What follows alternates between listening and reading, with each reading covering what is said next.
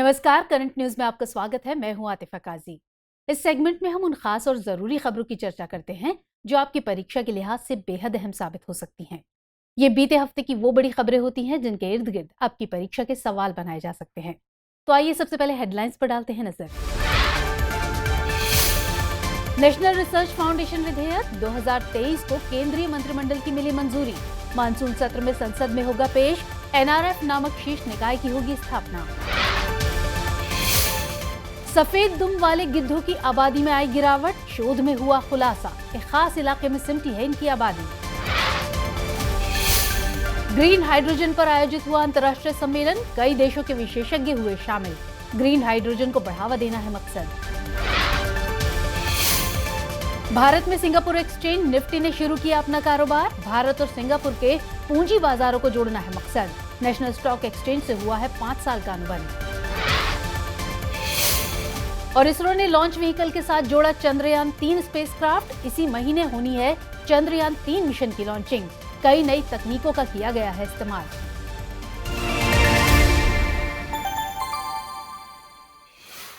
चलिए अब खबरों पर विस्तार से डालते हैं नजर।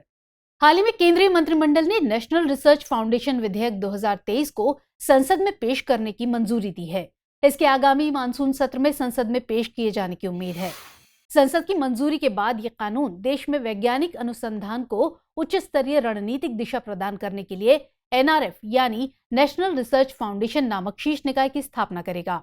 इस निकाय की 5 वर्षों की अवधि यानी 2023 से 2028 के दौरान कुल अनुमानित लागत 50,000 करोड़ रुपए होगी। विज्ञान एवं प्रौद्योगिकी विभाग एनआरएफ का प्रशासनिक विभाग होगा जो एक गवर्निंग बोर्ड द्वारा संचालित होगा।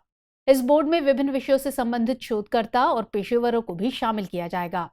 प्रधानमंत्री इस बोर्ड के पदेन अध्यक्ष होंगे और केंद्रीय विज्ञान एवं प्रौद्योगिकी मंत्री तथा केंद्रीय शिक्षा मंत्री पदेन उपाध्यक्ष होंगे। इसका कामकाज की जिम्मेदारी भारत सरकार के प्रधान वैज्ञानिक सलाहकार की अध्यक्षता में एक कार्यकारी परिषद की होगी। विधेयक के मुताबिक एनआरएफ उद्योग और शिक्षा जगत एवं सरकारी विभागों व अनुसंधान संस्थानों के बीच सहयोग स्थापित करेगा। गौरतलब है कि एनआरएफ 2008 में स्थापित विज्ञान और इंजीनियरिंग अनुसंधान बोर्ड का स्थान लेगा। सरकार का दावा है कि इसके कानून बनने से देश में रिसर्च एंड डेवलपमेंट गतिविधि को बढ़ावा मिलेगा। साथ ही भारत के विश्वविद्यालयों, कॉलेजों और अनुसंधान संस्थानों में अनुसंधान और नवाचार की संस्कृति भी समृद्ध होगी। हाल ही में खनन मंत्रालय द्वारा पहली बार महत्वपूर्ण खनिजों की सूची जारी की गई। इस सूची में लिथियम, कोबाल्ट, निकल, ग्रेफाइट, टिन और तांबे सहित 30 ऐसे खनिज शामिल हैं जो देश के आर्थिक विकास और राष्ट्रीय सुरक्षा के लिए आवश्यक है। हालांकि मंत्रालय समय समय पर इस सूची की समीक्षा भी करेगा। सूची को खनन मंत्रालय द्वारा गठित एक विशेषज्ञ टीम की एक रिपोर्ट के आधार पर तैयार किया गया था। इसका मकसद खनिजों की आयात पर भारत की निर्भरता को कम करना और आपूर्ति श्रृंखला में वृद्धि करना है। साथ ही देश के शुद्ध शून्य कार्बन उत्सर्जन की दिशा में सहयोग करना है। गौरतलब है कि महत्वपूर्ण खनिज ऐसे तत्व हैं जो आवश्यक आधुनिक प्रौद्योगिकियों के निर्माण के लिए अहम है। साथ ही इनकी उपलब्धता और आपूर्ति बहुत सीमित होती है। इन खनिजों का उपयोग कंप्यूटर से लेकर बैटरी, मोबाइल फोन, इलेक्ट्रिक वाहन, सौर पैनल और पवन टरबाइन जैसी हरित प्रौद्योगिकियों के निर्माण में किया जाता है। हालांकि इनमें ज्यादातर ग्रेफाइट, लिथियम और कोबाल्ट शामिल हैं जिनका उपयोग ईवी बैटरी बनाने के लिए किया जाता है। गौरतलब है कि भारत के अलावा अमेरिका ने भी 50 खनिजों को महत्वपूर्ण घोषित किया है। इसी प्रकार यूके ने 18 और कनाडा ने 31 खनिजों को अहम माना है। ऐसे में भारत में प्रतिस्पर्धी मूल्य श्रृंखला बनाने के लिए खनिज संपदा और इससे जुड़े क्षेत्रों की पहचान करना आवश्यक है। इनकी पहचान से देश को खनिज संपत्तियों के अधिग्रहण और संरक्षण की योजना बनाने में मदद मिलेगी। साथ ही आयात निर्भरता को भी कम करने में मदद मिलेगी। हाल ही में प्रधानमंत्री नरेंद्र मोदी ने किसानों के लिए नई योजनाओं को मंजूरी दी है। इसमें किसानों के लिए यूरिया सब्सिडी योजना को जारी रखने की बात कही गई है। ये सब्सिडी साल 2025 तक जारी रहेगी और इसके तहत किसानों के लिए सस्ते दामों में यूरिया उपलब्ध कराने की योजना है। इसके साथ ही देश में पहली बार यूरिया गोल्ड यानी सल्फर कोटेड यूरिया की शुरुआत की गई है। आपको बता दें कि मिट्टी में सल्फर की कमी को दूर करने के लिए सल्फर कोटेड यूरिया की शुरुआत की गई है।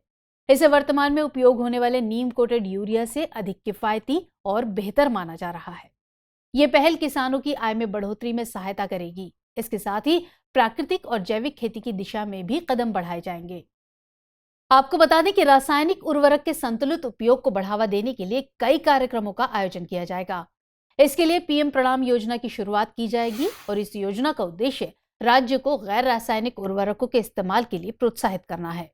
इसके अलावा किसानों की समस्या के निपटान के लिए समाधान केंद्र भी स्थापित किए गए हैं।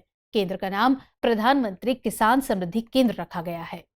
वहीं यूरिया की बात करें तो ये एक सफेद रंग का रासायनिक नाइट्रोजन उर्वरक है। ये कृत्रिम रूप से मृदा को नाइट्रोजन प्रदान करता है। फसलों के लिए नाइट्रोजन एक आवश्यक पोषक तत्व है। गौरतलब है कि भारत ने यूरिया आयात में कमी लाने का लक्ष्य रखा है। भारत साल 2025-26 तक यूरिया उत्पादन में आत्मनिर्भर बनने की दिशा में प्रयासरत है। इसके लिए देश में 6 यूरिया उत्पादन यूनिट की स्थापना की गई है। ये बिहार, पश्चिम बंगाल, तेलंगाना, उत्तर प्रदेश, झारखंड और राजस्थान में स्थित है। आंकड़ों के अनुसार यूरिया का स्वदेशी उत्पादन 2014-15 के 225 लाख मीट्रिक टन के स्तर से बढ़कर 2022-23 में 284 लाख मीट्रिक टन हो गया है।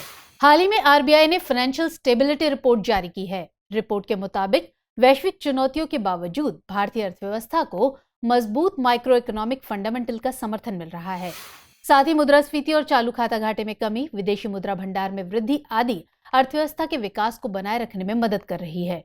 रिपोर्ट का कहना है कि देश के अधिसूचित वाणिज्यिक बैंकों के एनपीए यानी गैर निष्पादित परिसंपत्ति बीते मार्च में 10 साल के सबसे निचले स्तर पर यानी 3.9% पर पहुंच गई है। एक साल पहले ये 5.9% था। इसी तरह शुद्ध एनपीए अनुपात इस दौरान 1% रहा, जो वित्त वर्ष 2022 में 1.7% था। रिपोर्ट के मुताबिक अनुसूचित व्यापारिक बैंकों का पूंजी और जोखिम भारांश संपत्ति अनुपात तथा सामान्य इक्विटी टियर 1 अनुपात मार्च 2023 में बढ़कर क्रमशः 17.1% और 13.9% हो गया है। इसके अलावा प्रोविजनिंग कवरेज अनुपात जून 2016 में 40.1% से बढ़कर मार्च 2023 में 74% हो गया है। आपको बता दें कि बैंकों द्वारा ग्राहकों को जो ऋण दिया जाता है, बैंक उसे अपने खाते में संपत्ति के रूप में दर्ज करते हैं, लेकिन ग्राहकों द्वारा ऋण नहीं लौटा पाने की स्थिति में ऐसी संपत्ति को एनपीए की कैटेगरी में डाल दिया जाता है। एनपीए को 3 भागों में बांटा जाता है: substandard asset, doubtful asset, loss asset. ये किसी भी बैंक की वित्तीय मजबूती को मापने का एक पैमाना है। यदि इसमें वृद्धि होती है तो ये वित्तीय प्रणाली सहित देश की अर्थव्यवस्था के लिए चिंता का विषय बन जाता है। गौरतलब है कि वित्तीय स्थिरता रिपोर्ट भारतीय रिजर्व बैंक द्वारा द्विवार्षिक आधार पर जारी की जाती है। ये रिपोर्ट वित्तीय स्थिरता के जोखिमों और वित्तीय प्रणाली के लचीलेपन के मूल्यांकन को दर्शाती है। हाल ही में भारत में एसजीएक्स निफ्टी यानी सिंगापुर एक्सचेंज निफ्टी ने अपना कारोबार शुरू किया। इसकी शुरुआत गुजरात के गिफ्ट सिटी से की गई है। दिलचस्प बात यह है कि इसने अपने शुरुआती सत्र में ही 30,000 ट्रेड से अधिक का कारोबार किया, जो इस नई पहल के लिए उत्साहजनक है। गौरतलब है कि इस पहल का मकसद भारत और सिंगापुर के पूंजी बाजारों को जोड़ना है। एसजीएक्स निफ्टी को एशियाई बाजारों के लिए एक महत्वपूर्ण संकेतक भी माना जाता है। सुबह में इसकी स्थिति को देखकर भारतीय निवेशक भारत के शेयर बाजार की दिशा का अनुमान लगाते हैं। एसजीएक्स निफ्टी और नेशनल स्टॉक एक्सचेंज के बीच 5 साल के लिए अनुबंध किया गया है और अनुबंध के तहत दोनों शेयर बाजारों की हिस्सेदारी बराबर रखी गई है। हालांकि इससे मिलने वाले राजस्व को 2 प्रारूपों में विभाजित किया जाएगा। इस विभाजन के तहत सिंगापुर द्वारा उत्पन्न किए जाने वाले व्यवसाय से मिलने वाले राजस्व में से एसजीएक्स निफ्टी को 75% राजस्व मिलेगा, वहीं नेशनल स्टॉक एक्सचेंज को शेष 25% राजस्व मिलेगा। दूसरी ओर भारत के आईएफएससी यानी अंतर्राष्ट्रीय वित्तीय सेवा केंद्र द्वारा उत्पन्न किसी भी व्यवसाय से मिलने वाले राजस्व से नेशनल स्टॉक एक्सचेंज को 75% राजस्व मिलेगा, तो वहीं सिंगापुर को 25% हिस्सा मिलेगा। हालांकि राजस्व विभाजन की यह व्यवस्था आरंभिक समय के लिए की गई है। एक बार राजस्व की तय सीमा प्राप्त कर लेने के बाद दोनों संस्थाओं के लिए बंटवारा समान रूप से किया जाएगा। गौरतलब है कि गिफ्ट निफ्टी के तहत 4 प्रकार के सूचकांक उपलब्ध करवाए गए हैं। इनके नाम है gift Nifty 50, gift Nifty bank, gift Nifty financial services और गिफ्ट निफ्टी आईटी डेरिवेटिव अनुबंध। हाल ही में इसरो ने चंद्रयान 3 स्पेसक्राफ्ट को इसके लॉन्च व्हीकल के साथ जोड़ा। इस लॉन्चिंग व्हीकल का नाम लॉन्च व्हीकल मार्क 3 या LVM-3 है। दरअसल इसरो की 12 से 19 जुलाई के बीच चंद्रयान 3 मिशन लॉन्च करने की योजना है। चंद्रयान 3 भारत का तीसरा चंद्रमा मिशन है। भारत का चंद्रमा पर पहला मिशन चंद्रयान था, जो कि साल 2008 में लॉन्च किया गया था। इसके बाद चंद्रयान 2 मिशन 22 जुलाई 2019 को लॉन्च किया गया। चंद्रयान 3 भी चंद्रयान 2 का अनुवर्ती है। गौरतलब है कि चंद्रयान 3 के निर्माण में अंतर्ग्रहीय मिशनों के लिए आवश्यक नई तकनीकों का इस्तेमाल किया गया है। इसमें एक स्वदेशी लैंडर मॉड्यूल, प्रोपल्शन मॉड्यूल और एक रोवर लगाया गया है। आपको बता दें कि लैंडर चंद्रयान 3 को चंद्रमा की निर्दिष्ट सतह पर लैंडिंग करने और रोवर को चंद्रमा की सतह पर स्थापित करने में सहायता करेगा। मतलब यह कि चंद्रमा की सतह पर किस प्रकार के केमिकल्स पाए जाते हैं, इसका पता रोवर लगाएगा। चंद्रमा की सतह पर प्रयोग करने के लिए लैंडर और रोवर में पेलोड लगाए गए हैं। आपकी जानकारी के लिए बता दें कि इसमें लगे प्रोपल्शन मॉड्यूल का मुख्य कार्य लैंडर मॉड्यूल को लॉन्च व्हीकल इंजेक्शन से चंद्रमा की 100 किलोमीटर गोलाकार ध्रुवीय कक्षा तक ले जाना है। चंद्रमा की कक्षा में पहुंचने के बाद लैंडर मॉड्यूल प्रोपल्शन मॉड्यूल से अलग हो जाएगा। चंद्रयान 2 की तरह ही इसमें भी लैंडर और रोवर चंद्रमा की सतह पर उतरने से पहले उसकी कक्षा की परिक्रमा करेंगे। हाल ही में मानसिक रोगियों के लिए भारत में पहला टेली चैटबॉट लॉन्च हुआ। इसे मानस नाम दिया गया है। चैटबॉट को जम्मू एंड कश्मीर में मानसिक संकट से जूझ रहे लोगों के लिए लॉन्च किया गया है। ये पहल 24 घंटे स्वास्थ्य परामर्शदाताओं की उपलब्धता सुनिश्चित करेगी। इसके साथ ही मानसिक रोगियों की मनोवैज्ञानिकों तक पहुंच आसान हो गई है। आपको बता दें कि टेली चैटबॉट को 2 टियर में लॉन्च किया गया है।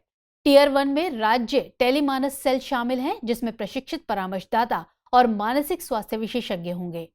वहीं टियर 2 में शारीरिक परामर्श के लिए DMHP यानी जिला मानसिक स्वास्थ्य कार्यक्रम के तहत विशेषज्ञ शामिल किए गए हैं।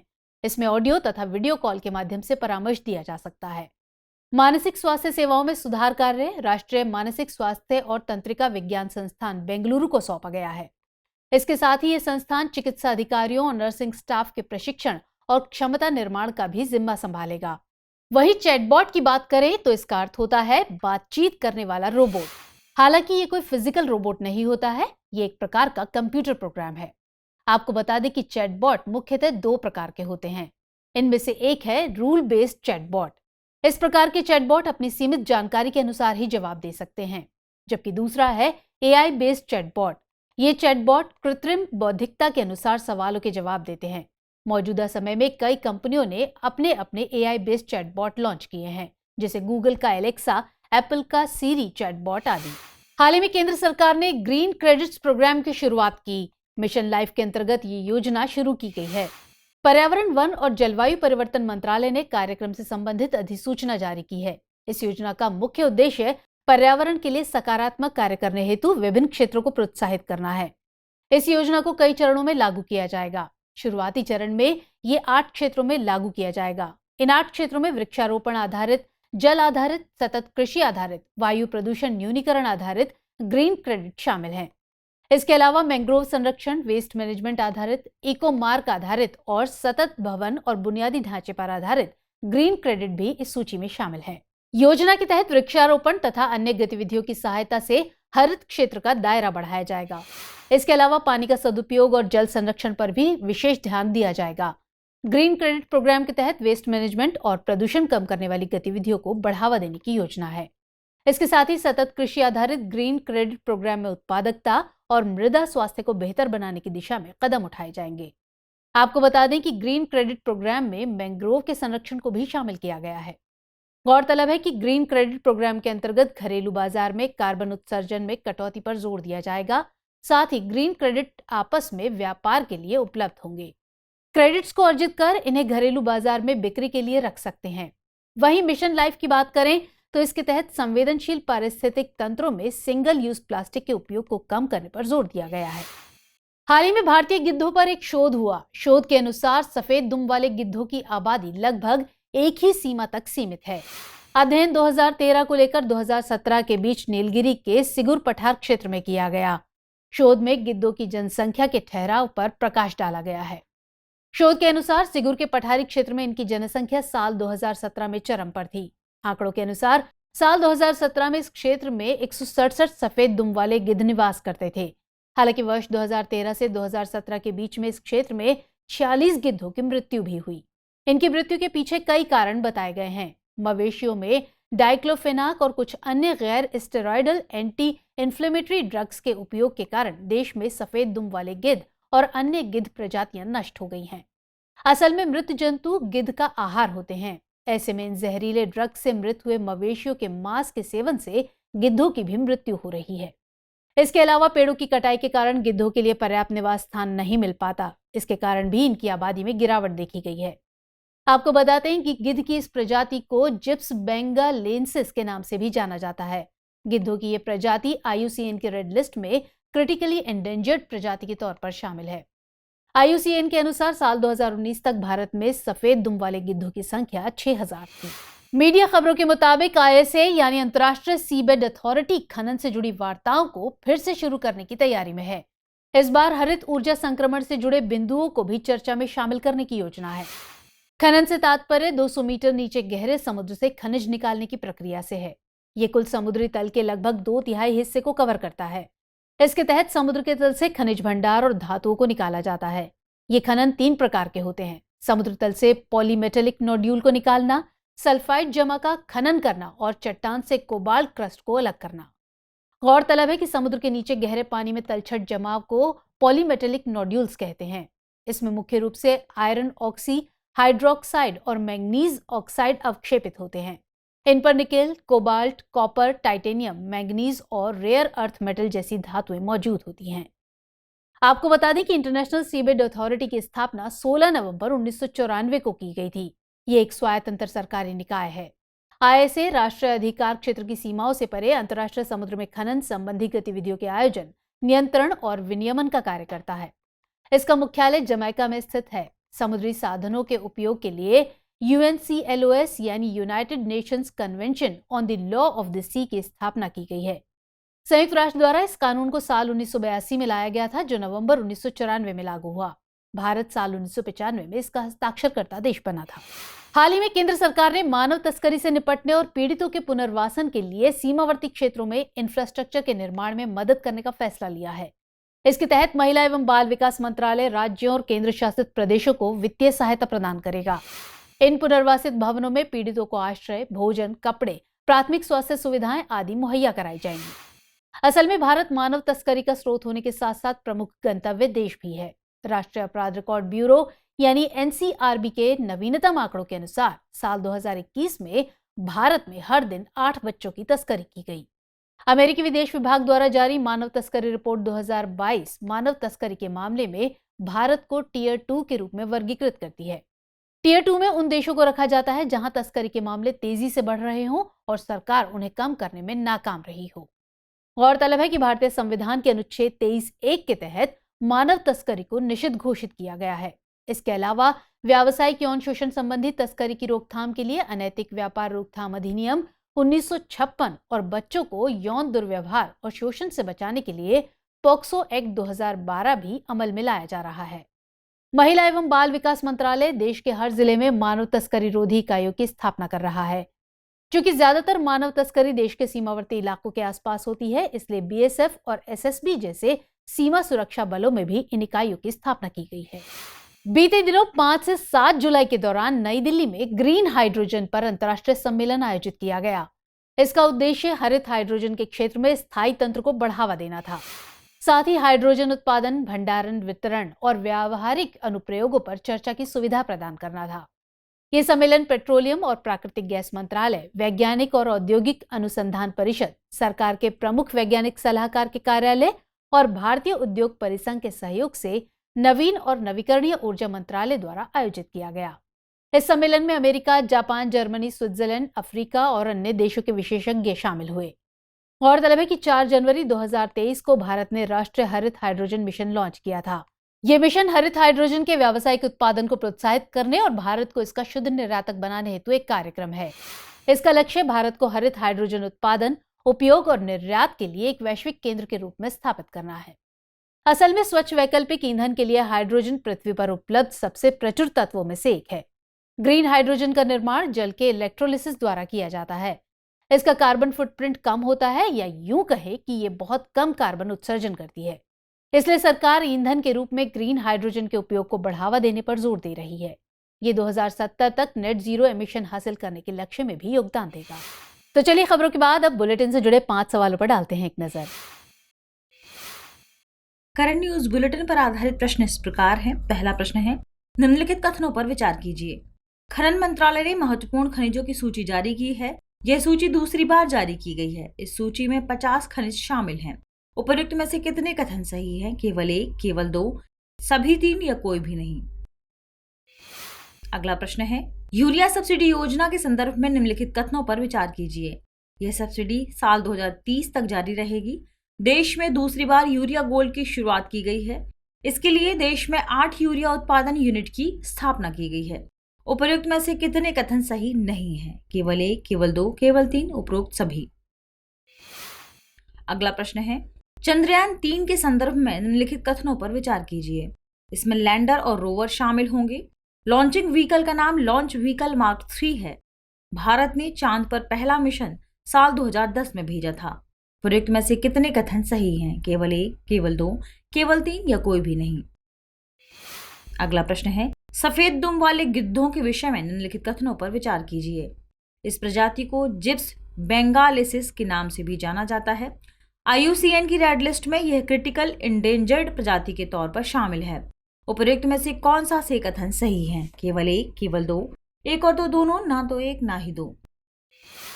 अगला प्रश्न है, निम्नलिखित कथनों पर विचार कीजिए।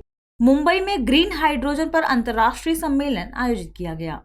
भारत के साथ अमेरिका, जापान और जर्मनी के विशेषज्ञ इसमें शामिल हुए। भारत ने साल 2070 तक नेट जीरो एमिशन हासिल करने का लक्ष्य रखा है। उपर्युक्त में से कितने कथन सही हैं? केवल 1, केवल 2, सभी 3 या कोई भी नहीं।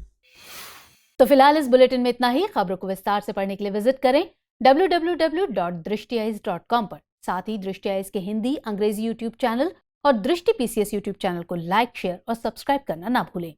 लेकिन चलते चलते डालते हैं कुछ छोटी मगर जरूरी खबरों पर नजर। भारतीय नौसेना द्वारा आयोजित द्विपक्षीय सैन्य अभ्यास जिमैक्स 23 यानी जापान भारत समुद्री अभ्यास 2023 का आयोजन किया जा रहा है। यह 5 से 10 जुलाई तक विशाखापत्तनम में आयोजित किया जा रहा है। इसकी शुरुआत वर्ष 2012 में हुई थी और वर्ष 2023 में यह इसका 7वां संस्करण है। इस अभ्यास में जापान के RADM Nishiyama ताकाहिरो commander escort flotilla 1 की कमांड के तहत Japan maritime self defence force की इकाइयां भाग ले रही हैं। भारतीय नौसेना के पूर्वी बेड़े के flag officer commanding RADM Gurcharan Singh की कमान के तहत भारतीय नौसेना के जहाज भाग ले रहे हैं। हाल ही में संयुक्त राष्ट्र परमाणु निगरानी संस्थान ने सुनामी से क्षतिग्रस्त फुकुशिमा परमाणु संयंत्र से अपशिष्ट जल को समुद्र में छोड़ने की जापान की योजना को मंजूरी दे दी है। अंतर्राष्ट्रीय परमाणु ऊर्जा एजेंसी ने कहा कि यह अंतर्राष्ट्रीय मानकों का अनुपालन करती है और इसका पर्यावरण पर कोई प्रभाव नहीं पड़ेगा। फुकुशिमा सुविधा में पानी के लिए भंडारण की जगह खत्म हो रही है, जिसका उपयोग परमाणु रिएक्टरों को ठंडा करने के लिए किया जाता था। हालांकि जापान की योजना का चीन और दक्षिण कोरिया ने विरोध किया है। गौरतलब है कि वर्ष 2011 में 9 तीव्रता के भूकंप से उत्पन्न सुनामी ने फुकुशिमा दाइची परमाणु ऊर्जा संयंत्र के 3 रिएक्टरों में पानी भर दिया। इस दुर्घटना को चार्नोबिल के बाद दुनिया की सबसे बड़ी भीषण परमाणु आपदा मानी जाती है। सरकार ने उत्तराखंड में स्थित हिल स्टेशन लैंसडाउन छावनी बोर्ड का नाम बदलकर जसवंतगढ़ करने का निर्णय लिया है। राइफलमैन जसवंत सिंह रावत भारत और चीन के बीच वर्ष 1962 में होने वाले युद्ध के नायकों में से एक थे। युद्ध के बाद भारत सरकार ने युद्ध में उनकी उल्लेखनीय वीरता के लिए महावीर चक्र प्रदान किया था। गौरतलब है कि 132 साल पहले तत्कालीन ब्रिटिश वायसराय लैंसडाउन के नाम पर उसका नामकरण किया गया था। हालांकि लैंसडाउन का नाम रखने से पहले इसको कलों का डांडा कहा जाता था। प्रधानमंत्री नरेंद्र मोदी ने 4 जुलाई 2023 को शंघाई सहयोग संगठन के आभासी शिखर सम्मेलन की मेजबानी की। इस सम्मेलन में चीनी राष्ट्रपति शी जिनपिंग, रूसी राष्ट्रपति व्लादिमीर पुतिन और पाकिस्तान के प्रधानमंत्री शहबाज शरीफ सहित अन्य लोगों ने वीडियो कॉन्फ्रेंसिंग के माध्यम से भाग लिया। इस सम्मेलन में आपसी सुरक्षा और आर्थिक सहयोग बढ़ाने, आतंकवाद और मादक पदार्थों की तस्करी से लड़ने और जलवायु परिवर्तन जैसे मुद्दों से निपटने पर चर्चा की गई। इसी सम्मेलन में ईरान को संगठन का स्थायी सदस्य का दर्जा दिया गया। गौरतलब है कि शंघाई सहयोग संगठन का साल 2022 का शिखर सम्मेलन उज्बेकिस्तान के समरकंद में आयोजित किया गया था।